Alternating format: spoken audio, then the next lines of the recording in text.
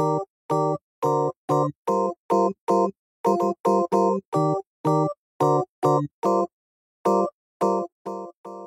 datang di Praktikum Virtual Pemantauan dan Pengelolaan Kualitas Lingkungan.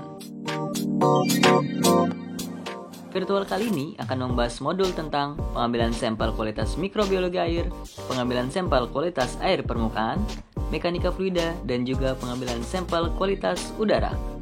Setiap modul akan dijelaskan tentang deskripsi praktikum, landasan teori, serta alat dan bahan yang digunakan. Dan sekarang, yuk kita simak penjelasan dari setiap modulnya. Modul 3, pengambilan sampel kualitas mikrobiologi air. Assalamualaikum warahmatullahi wabarakatuh. Hai guys, perkenalkan nama saya Yasminita Petani. Saya selaku dari asisten pengelolaan dan pemantauan kualitas lingkungan. Di sini saya akan menjelaskan sedikit tentang modul pengambilan sampel kualitas mikrobiologi air. Jadi tujuan praktikumnya ini yaitu yang pertama, mahasiswa mampu menentukan metode yang mana atau metode yang tepat untuk proses pengambilan. Yang kedua yaitu mahasiswa mampu mengamati proses pengambilan sampel pada uji. Terus yang ketiga, mahasiswa mampu menganalisis kualitas atau kandungan yang ada dalam sampel tersebut, mikroorganismenya. Dan yang keempat yaitu mahasiswa mampu menganalisis sumber mikroorganisme pada sampel yang telah diambil. Selanjutnya yaitu deskripsi praktikum.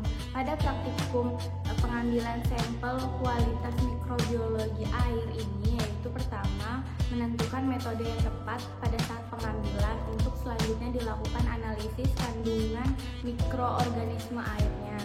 Kemudian pada saat pengambilan dilakukan di dua titik yaitu air keran dan air permukaan. Kemudian botol sampel kaca seperti ini sangat diperlukan pada praktikum kali ini. Kemudian pada saat pengambilan ada dua metode yaitu metode secara langsung dan tidak langsung. Setelah dilakukan pengambilan sampel, dilakukan uji analisis kandungan yang ada dalam sampel tersebut yaitu kandungan Escherichia coli. Di sini setelah praktikum ini diharapkan mahasiswa mampu menentukan metode mana yang tepat untuk pada saat pengambilan. Yang kedua yaitu mahasiswa mampu menganalisis kandungan yang ada pada sampel tersebut. Yang ketiga yaitu mahasiswa mampu menganalisis sumber mikroorganisme air pada sampel tersebut. Kemudian yaitu saya akan menjelaskan landasan teori.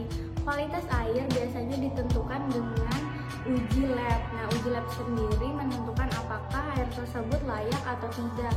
Biasanya menggunakan standar baku mutu. Standar baku mutu yang ada di Indonesia ini ada 3 yaitu standar nasional, internasional, dan standar perusahaan. Berdasarkan Peraturan Pemerintah Republik Indonesia Nomor 82 Tahun 2001 tentang kualitas dan pengendalian pencemaran air, diklasifikasikan menjadi 4 kelas, yaitu kelas pertama diperuntukkan untuk air baku, air minum. Kelas kedua yaitu diperuntukkan untuk prasarana rekreasi air, peternakan, pembudidayaan ikan air tawar, terus kemudian air untuk mengaliri pertanian. Terus kelas ketiga yaitu pembudidayaan ikan air tawar, peternakan, dan air untuk mengaliri pertanian. Dan kelas keempat yaitu air untuk mengaliri pertanian. Terima kasih dan yuk mari kita tonton video praktikum pengambilan sampel kualitas mikrobiologi air. Berikut alat dan bahan yang diperlukan pada praktikum kali ini.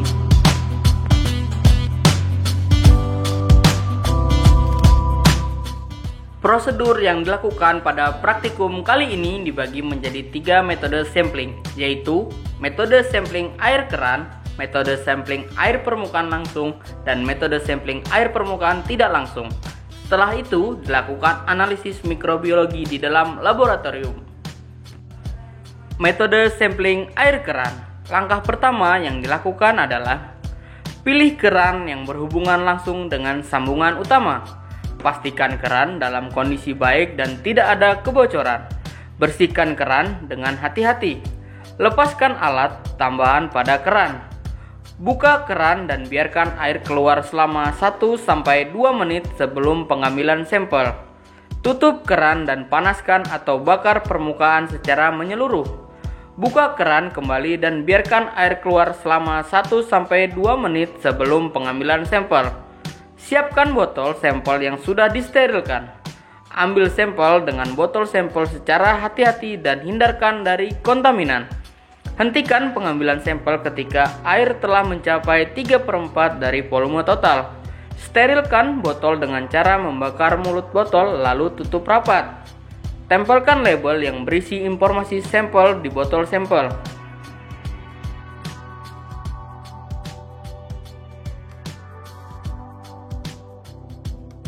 Bawa sampel dengan cara masukkan ke dalam tempat yang sejuk pada suhu 6-10 derajat Celcius, serta di dalam ruangan yang gelap dan secepat mungkin dibawa ke laboratorium. Apabila tes mikrobiologi tidak dimulai dalam waktu 1 jam setelah kedatangan di laboratorium, maka botol-botol tersebut harus disimpan dalam lemari es.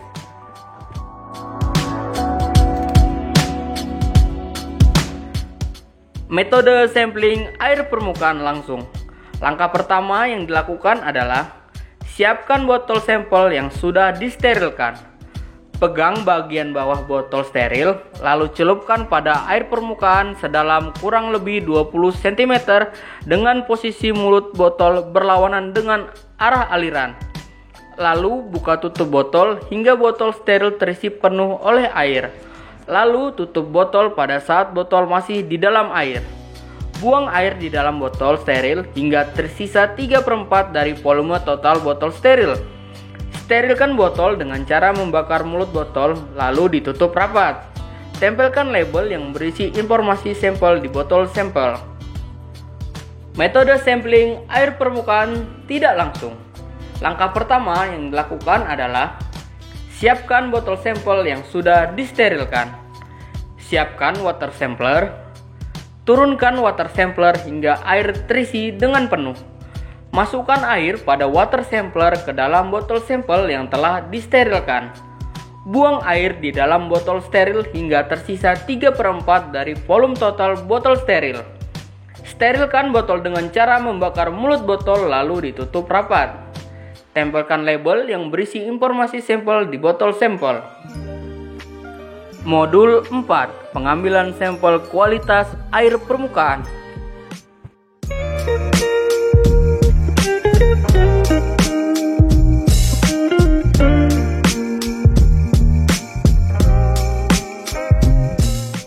Assalamualaikum warahmatullahi wabarakatuh. Perkenalkan, nama saya Umi Hidayati dan Nama saya Muhammad Nur Hidayat. kami selaku asisten pemantauan dan pengelolaan kualitas lingkungan. Pada kesempatan kali ini saya akan membahas modul tentang pengambilan sampel kualitas air permukaan yang bertujuan yang pertama, menentukan metode sampling air permukaan, yang kedua, mengamati proses pengambilan sampel air permukaan, yang ketiga, menganalisis karakteristik fisik, kimia, dan biologi air permukaan, yang keempat, yaitu menganalisis kualitas air permukaan secara atau berdasarkan karakteristik kimia dan biologi. Yang keempat, menganalisis potensi dan sumber pencemaran yang ada di air permukaan. Selanjutnya, Adapun deskripsi praktikum pengambilan sampel kualitas air permukaan dilakukan untuk mengamati proses pengambilan sampel air permukaan dan mengamati kualitas fisik, kimia, dan biologi. Adapun metode yang digunakan dalam praktikum pengambilan sampel kualitas air permukaan ini adalah dengan menggunakan grab sampling. Setelah pengambilan air sampel permukaan, kemudian air tersebut akan dianalisis di laboratorium teknologi lingkungan. yuk kita lihat praktikum. Pengambilan sampel kualitas air permukaan.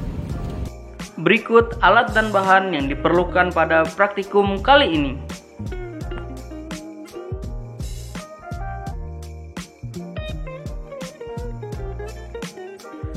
Prosedur yang dilakukan pada praktikum kali ini yaitu siapkan semua peralatan yang akan digunakan.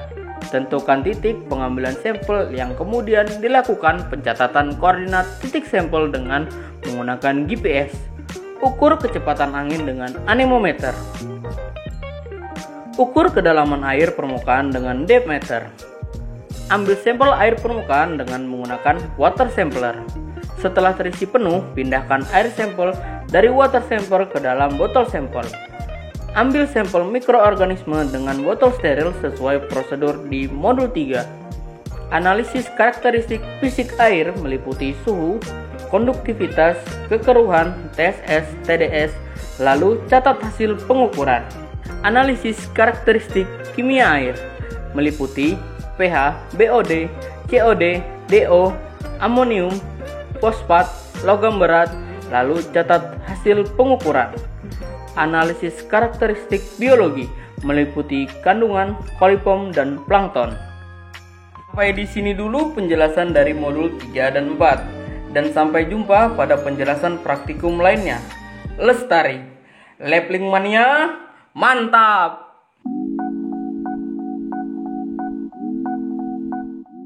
Modul 5, Mekanika Fluida.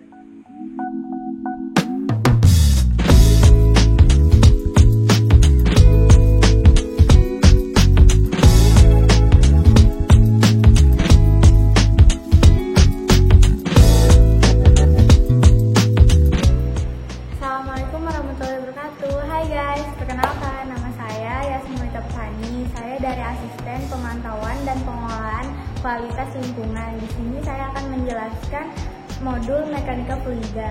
Jadi di sini saya akan menjelaskan tujuan praktikum. Yang pertama yaitu mahasiswa mampu mengamati proses dari mekanika fluida. Yang kedua yaitu mahasiswa mampu mengamati proses di aliran tertutup. Yang ketiga yaitu mahasiswa mampu mengamati proses di aliran terbuka. Yang keempat yaitu mahasiswa mampu menganalisis tekanan yang terdapat pada aliran tertutup.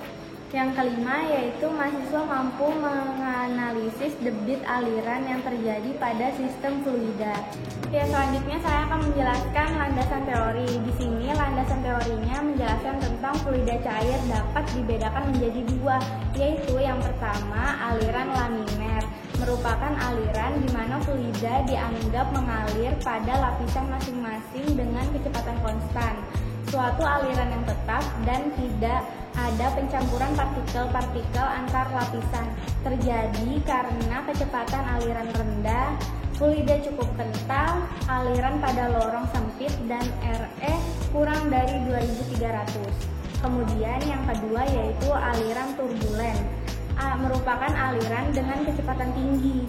Fluida encer, aliran lorong besar, RE lebih dari 4000, aliran bercampur dari lapisan ke lapisan, bahkan seperti bergulung-gulung. Selanjutnya yaitu kehilangan energi pada aliran dalam pipa disebabkan yaitu yang pertama perubahan penampangan aliran atau pada tikungan atau gangguan lain yang mengganggu aliran yang normal. Yang kedua yaitu tekanan gesekan pada pipa. Terima kasih dan sekian. Selanjutnya kita nonton yuk praktikum mekanika fluida. Berikut alat dan bahan yang diperlukan pada praktikum kali ini.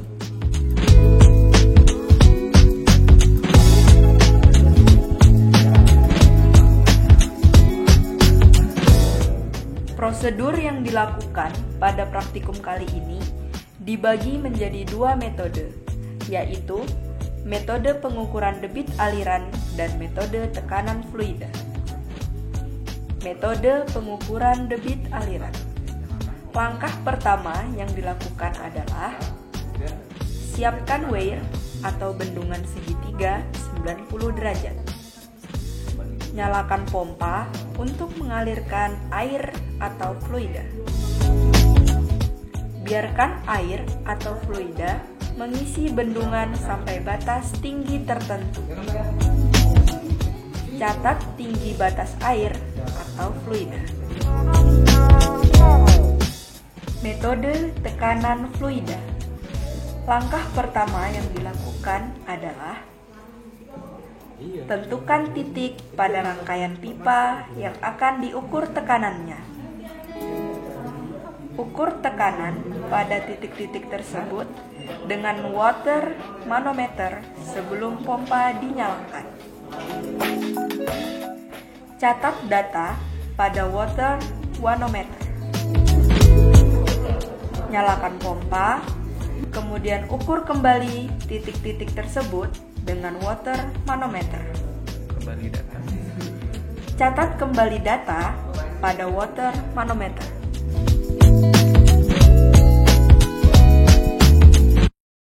Modul 6, pengambilan sampel kualitas udara.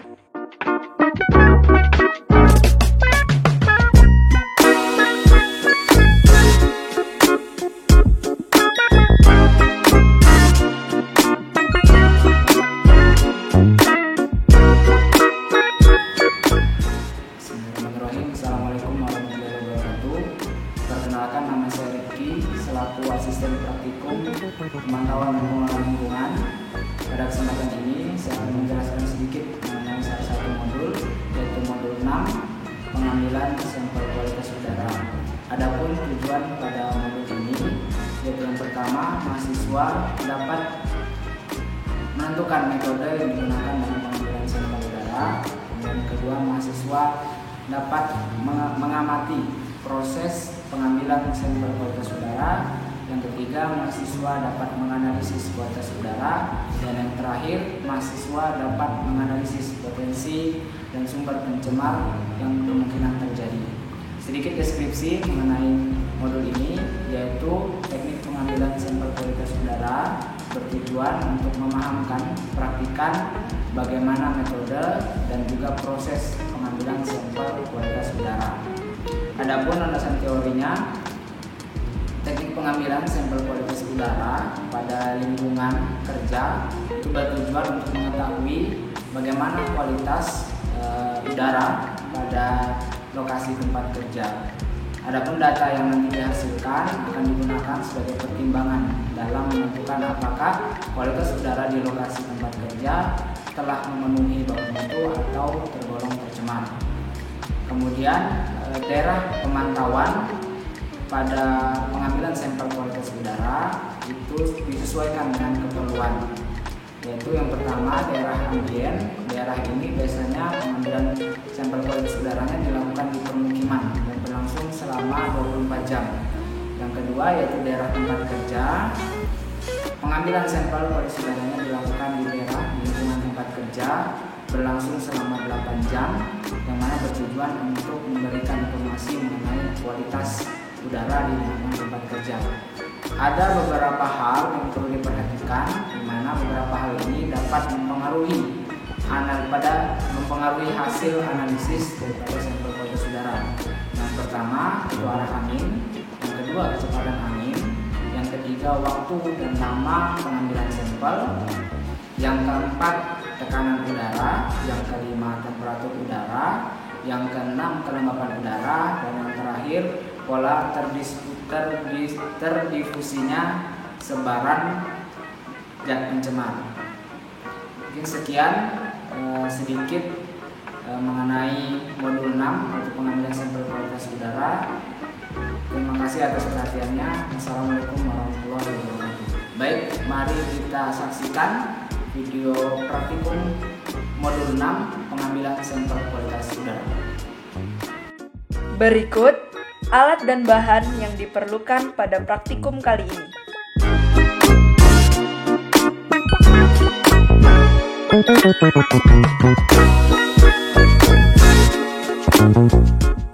Prosedur yang dilakukan pada praktikum kali ini yaitu 1. Tentukan lokasi titik sampling yang sesuai, yaitu tidak terhalang pohon atau gedung besar. Letak ujung tabung harus berlawanan dengan arah angin. Jauh dari sumber emisi. Hendaknya inlet peralatan diletakkan di ketinggian 150 cm dari permukaan pengukuran. Hendaknya genset diletakkan 25 meter dari lokasi pengambilan sampel dengan melihat arah angin. Selanjutnya, Tentukan koordinat titik sampling dengan menggunakan GPS. Lalu, ukur suhu pada lokasi sampling. Buka tabung impinger, cuci dengan Aquades, lalu tuangkan larutan penyerap NOx, SOx, dan oksidator pada tabung yang berbeda.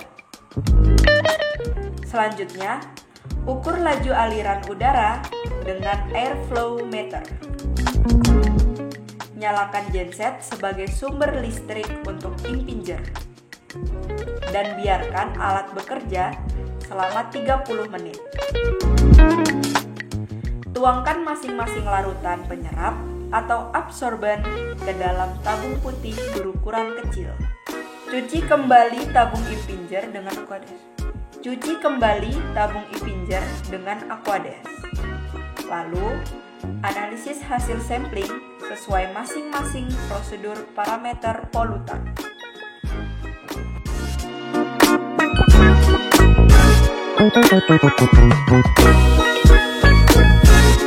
Thank you.